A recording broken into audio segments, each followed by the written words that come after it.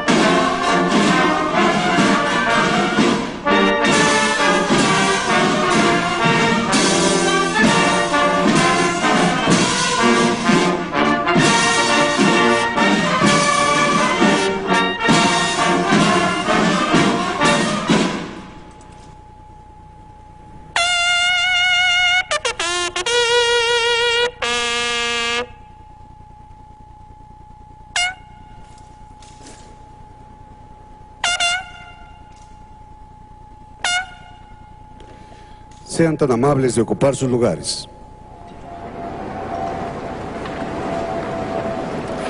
Escuchemos al ciudadano Felipe Calderón Hinojosa, presidente de los Estados Unidos mexicanos. Señor ministro Juan Silva Meza, presidente de la Suprema Corte de Justicia de la Nación. Señor senador José González Morfín, presidente del Senado de la República. Señor diputado Emilio Chofé Chemor, presidente de la Cámara de Diputados. Doctor Leonardo Valdés Zurita, consejero presidente del Instituto Federal Electoral. Doctor Agustín Carstens, gobernador del Banco de México. Doctor Raúl Plasencia Villanueva, presidente de la Comisión Nacional de Derechos Humanos. Doctor Eduardo Sojo Garzaldape, presidente del Instituto Nacional de Estadística y Geografía. Doctora Jacqueline Pechar Mariscal, comisionada presidenta del Instituto Federal de Acceso a la Información. Magistrado José Alejandro Luna Ramos, presidente del Tribunal Electoral del Poder Judicial de la Federación. Señoras y señores gobernadores, señor jefe de gobierno, señoras y señores ministros de la Suprema Corte de Justicia de la Nación, señoras y señores integrantes del Poder Judicial de la Federación, señoras y señores presidentes de los partidos políticos, señoras y señores legisladores, señoras y señores integrantes de los organismos públicos autónomos, señoras y señores embajadores y miembros del cuerpo diplomático acreditado en México, señoras y señores dirigentes de organizaciones empresariales, religiosas, sindicales y de la sociedad civil, apreciables rectores, directores, académicos e investigadores de instituciones de educación superior, estimadas y estimados colaboradores del Gobierno federal, señoras y señores. El día de ayer, en cumplimiento a lo establecido en la Constitución General de la República, entregué al Congreso de la Unión un informe sobre el estado que guarda la administración pública. El año que ha transcurrido ha sido uno de contrastes. Por una parte, ha continuado la recuperación económica, no sin sobresaltos, y se ha avanzado en el cumplimiento de las metas de política social, señaladamente la cobertura en salud, pero por otra parte, hemos padecido también la persistencia de la violencia.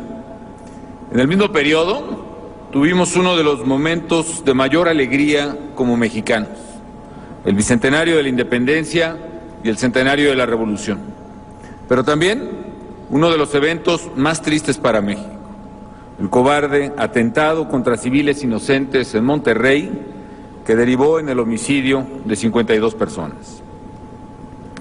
Tan terribles actos describen la crueldad y la barbarie que son capaces de alcanzar los criminales. Dentro de lo grave de la tragedia, vale la pena destacar que han sido capturados ya algunos de los participantes y que se ha identificado al resto de los homicidas. La seriedad de los hechos me obliga a una explicación sobre lo que ocurre no solo en Monterrey, sino también en otras partes del país. Así como ha pasado en el noreste, ha ocurrido también en otras regiones de México. El análisis ahí de ese fenómeno nos sirve también para entender la problemática de la seguridad en muchos puntos de la República. La evolución de las organizaciones criminales que hoy vemos en México no es nueva. Se ha dado ya en otras partes del mundo. Quienes han estudiado el fenómeno del crimen organizado señalan que existen al menos 3 fases. En un inicio, las bandas operan como pandillas prácticamente y pueden ser controladas por los cuerpos de seguridad. Más tarde, el crimen corrompe al Estado y crea complicidades dentro de este, lo cual le permite actuar de manera exitosa y expandir su negocio. Finalmente, si el problema no es controlado, el crimen organizado termina apoderándose del Estado o de algunos de sus órganos de coacción, y estos se ponen al servicio de la delincuencia. En su fase más extrema, nos dicen, el crimen organizado y el Estado son prácticamente lo mismo.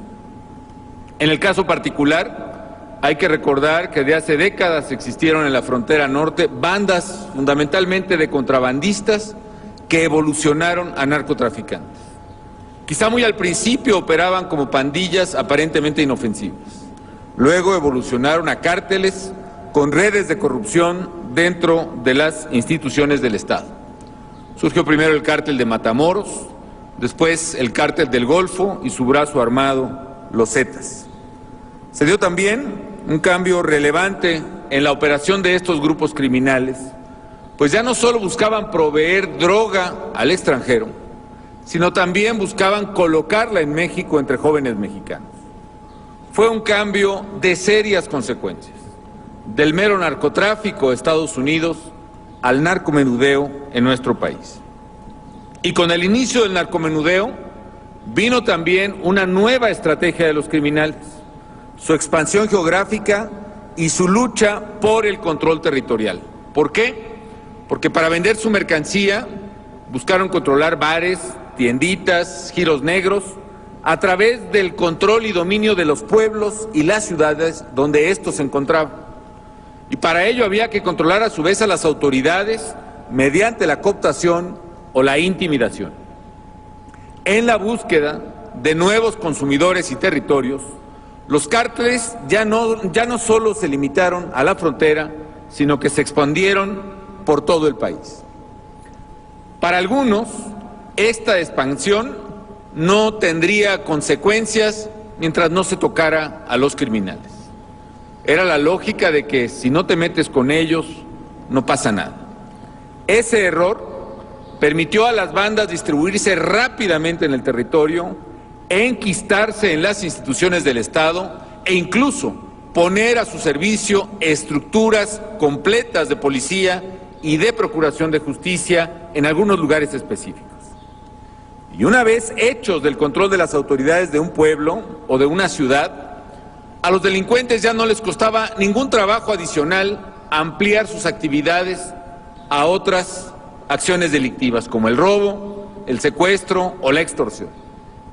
Es precisamente el caso de Monterrey, donde el incendio tuvo que ver con una extorsión en ese establecimiento, al que llegaron, por cierto, un convoy de vehículos robados, como las decenas, más de 50 automóviles que se roban diariamente en Nuevo León.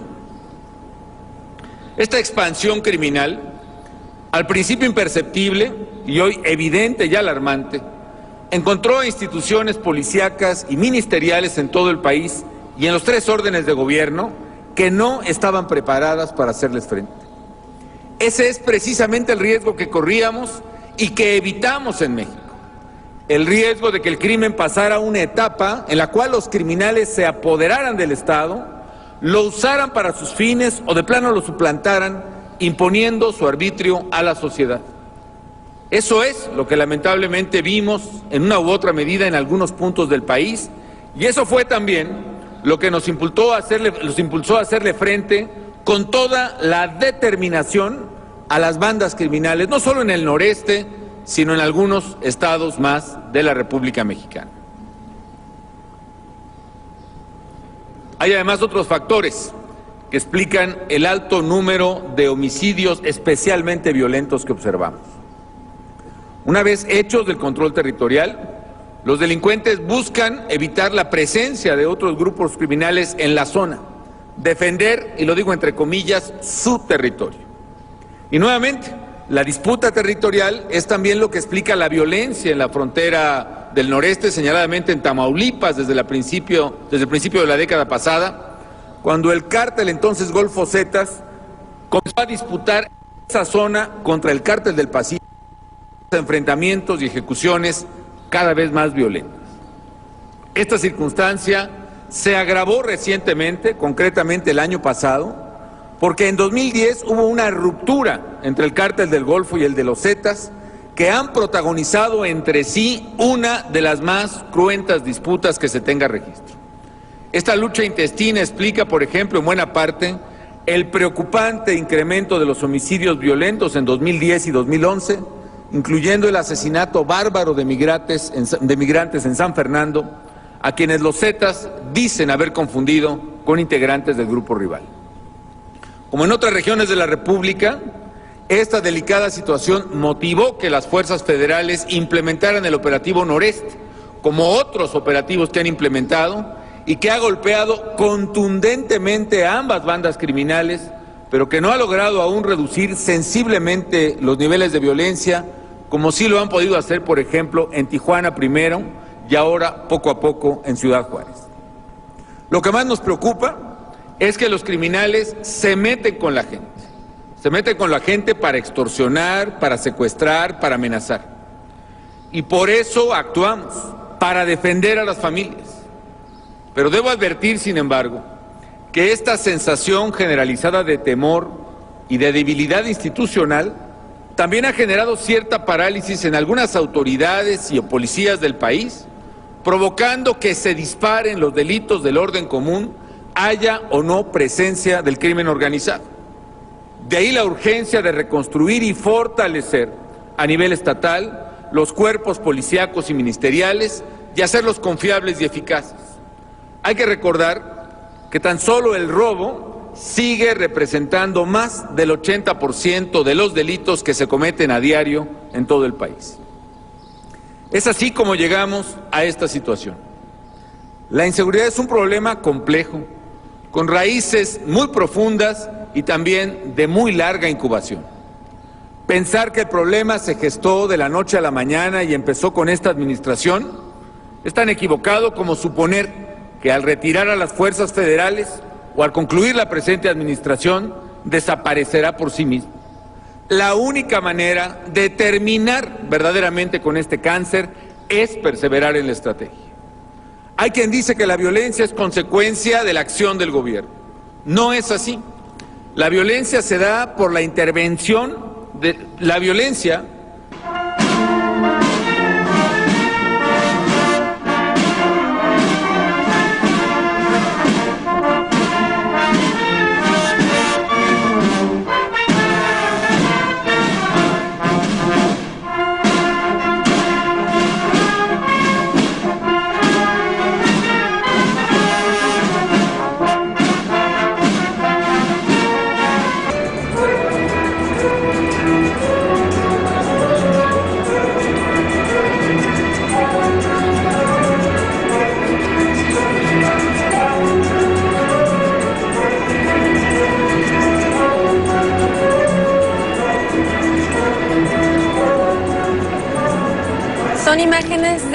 la llegada del presidente Felipe Calderón al Museo Nacional de Antropología, donde en unos momentos más hará su informe por los 5 años de su gobierno. Vemos que ha saludado ya invitados especiales, está ya saludando a su gabinete y está a punto de hablar. Van a hacer ahorita los honores a la bandera y enseguida el presidente Felipe Calderón va a dar su informe. Durará alrededor de hora y media y 11 TV México le lleva la transmisión en vivo. Escuchamos.